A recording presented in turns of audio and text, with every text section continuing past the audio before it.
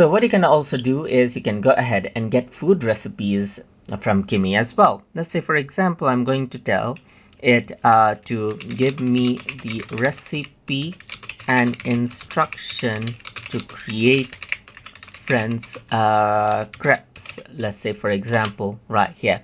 I didn't get it right, but it'll actually correct it out even if I don't know the spelling and so forth. So it says, sure, here's a simple and delicious recipe for French crisp, and along with the step-by-step instruction. So it gives me the instruction, as you can see, like 1 cup all-purpose flour and 2 large eggs, and then 1.5 cups milk, 1 cup water, and then it gives me the instructions on how we can actually go ahead and prepare it, as you can see right here, just like this.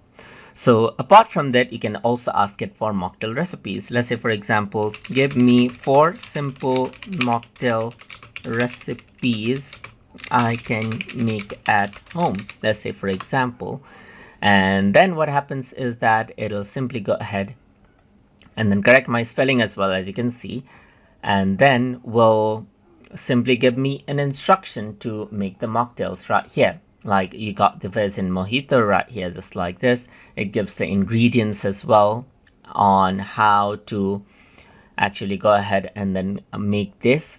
And then similarly, I said 4 drinks, so this is number 1, and then after this is done, it'll start giving me the number 2 right here. So this is what you have. So there's number 2, and there's number 3, and there's number 4, as you can see right here. And that is how you can go ahead and create out mocktails or even get food recipes in Kimi. So I hope you guys learned something as always.